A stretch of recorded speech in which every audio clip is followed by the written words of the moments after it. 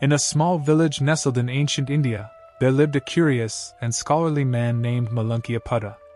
Known for his inquisitive nature, he spent his days pondering the mysteries of life and the universe. One day, while walking through the forest, Malunkyaputta was suddenly struck by a sharp, poisoned arrow. He fell to the ground, writhing in pain. His friends and family quickly gathered around him, horrified by the sight. They called for the village healer, who arrived promptly with his medical kit. As the healer prepared to remove the arrow and treat the wound, Malunkyaputta, despite his agony, raised his hand to stop him.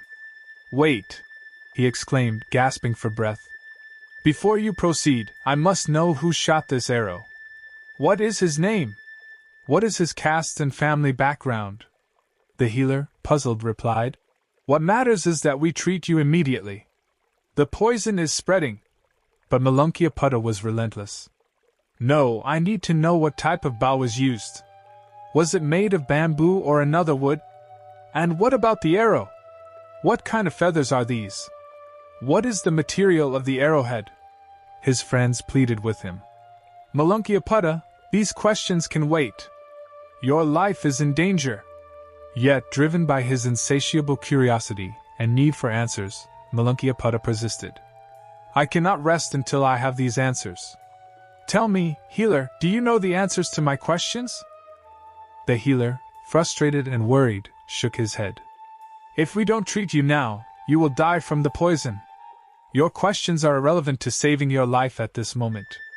But Malunkyaputta, lost in his intellectual pursuits, ignored the healer's advice. As he continued to seek answers to his endless questions, the poison coursed through his veins. Before long, his strength waned, and he succumbed to the poison. Hearing of this tragic incident, the Buddha gathered his disciples and shared the story of Malunkyaputta. He said, "Just as Malunkyaputta's desire for unnecessary knowledge led to his death, many people get caught up in endless questions and distractions instead of addressing the true cause of their suffering." The Buddha continued, "Imagine a man struck by a poisoned arrow. If he refuses treatment until he knows who shot the arrow, what kind of bow was used, and so on, he will surely die. In the same way, we must focus on understanding and overcoming our suffering rather than getting lost in irrelevant details."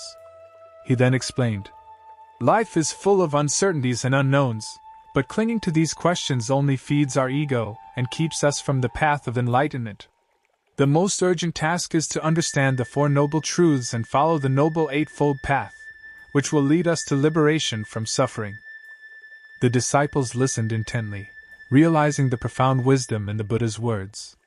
They understood that true wisdom lies in addressing the root causes of suffering and letting go of the ego's need for intellectual distractions. From that day forward, they committed themselves to the practice of mindfulness and compassion, focusing on the teachings that lead to the end of suffering and the attainment of enlightenment. This story teaches us that getting entangled in ego and unnecessary curiosity can lead us to overlook our real issues and problems. It is essential to understand the true causes of our suffering and work on them, rather than getting lost in questions that have no direct relevance to our lives and liberation. Following the path of mindfulness, compassion, and the right practices can lead us to true peace and liberation.